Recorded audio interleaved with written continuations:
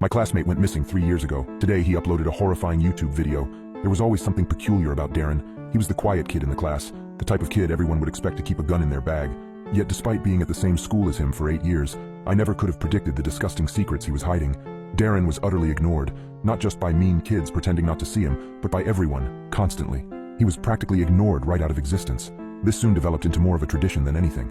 Everyone knew not to talk to Darren, and at some point, he learned to stop trying to talk to us. Sometimes I would go days without even seeing him, despite his perfect attendance. I thought this was all just a harmless little joke, but I never could have guessed the horrifying reality this prank would lead to. After the pandemic in 2020, we switched to online learning, except Darren wasn't there, and that was when he went missing. For the next 3 years, I curiously wondered what had happened to Darren. That was until by sheer luck, I came across his YouTube channel. The video I had opened was entitled, Dialogues with Darren, Episode 2. It began to play, and after a moment of amazed disbelief, I realized the bony face filling the frame and staring back at me was Darren. He appeared to be set up in a dark, cluttered bedroom. Darren was sitting on a desk chair to the left of the screen, with an empty chair behind him to the right. Both chairs were angled towards the camera, and eerily lit by the only illumination in the room, Darren's computer screen. After another quick camera adjustment, Darren egan a stuttery introduction of himself in a nervous, fake television host voice. As he spoke, it occurred to me that until that moment, I had no idea what Darren's voice sounded like. Hi, this is Dialogues with Darren again. Today I've got another interview with Mookie, who you might remember from our first episode. Before we pick it up, can you give us a quick reintroduction, Mookie? I glanced down at the video info. His channel had 0 subscribers. This video had 1 view and no likes or comments. It appeared that I was the first person to have seen it. I glanced back at the video and grimaced in confusion. Darren appeared to be nodding along to something and was looking intently towards the empty chair, as though respectfully permitting someone to speak. After a moment, he looked back towards the camera. Well, I guess I can't disagree with that. So tell me, Mookie, if you weren't an imaginary friend, what other kind of work would you want to do? Again, he looked towards the chair and nodded along to silence. But after his last comment, everything clicked. Darren had made a kind of joke channel, the product of boredom and maybe the hope of being recognized for once, even if just by strangers online. As he began to ask his guest a follow-up question about aspirations for the future, I clicked out of the video and over to his channel homepage. I found the video amusing, so I left him a subscription and waited for his future uploads. 2 days later, I got my first notification. Dialogues with Darren has posted a new video.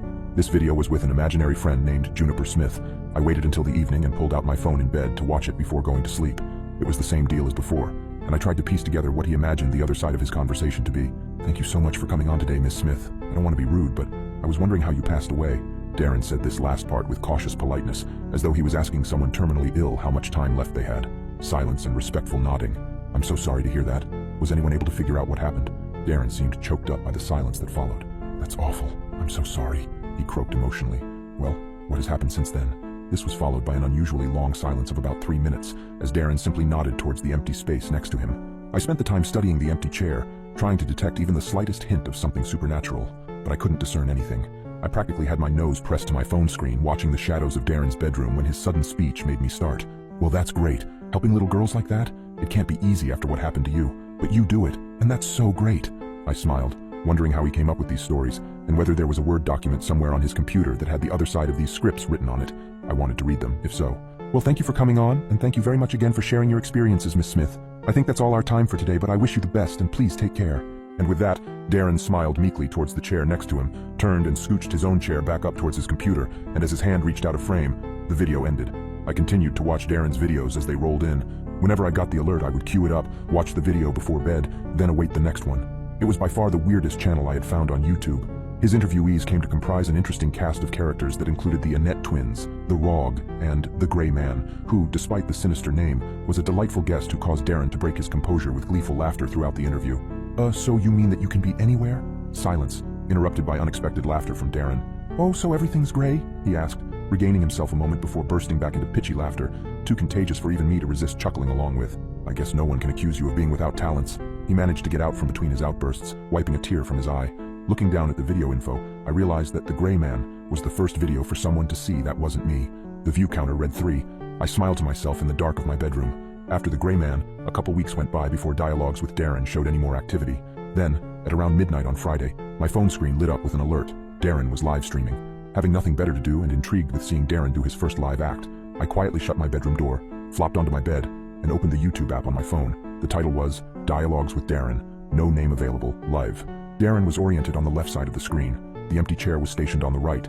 He had already done his typical brief intro and was mid-sentence as the audio popped in. So, you're the first to reach out to contact me first. Let's start with that. How did you hear about the show? Then, for the first time in any of Darren's videos, I heard a response. A sound like the blade of a butcher knife being raked over steel broke the silence. The sound was pitchy and inconsistent, resonating as though it was simultaneously right in my ears and echoing from far away. I winced and attempted to turn the volume down, but the metallic tones remained just as loud as if I had done nothing. Darren appeared pained, but otherwise determined to politely carry on, and continued to maintain his shaky host persona.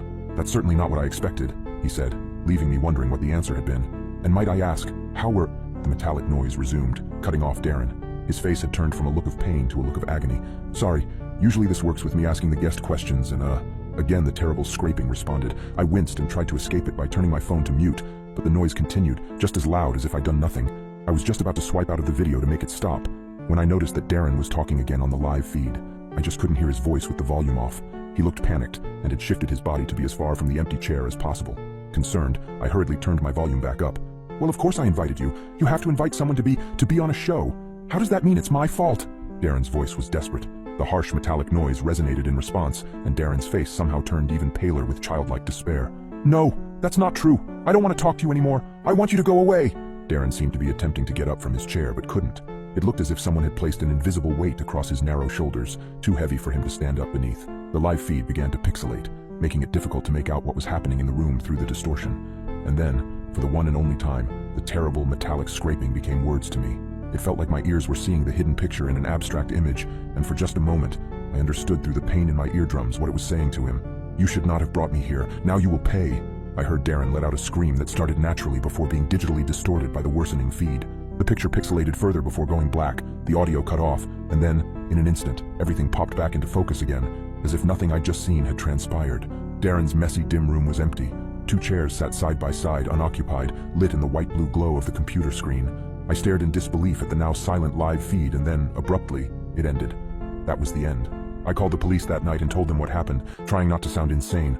I told them that Darren had disappeared during a live YouTube feed, that I had heard a scream, and I begged them to do a wellness check.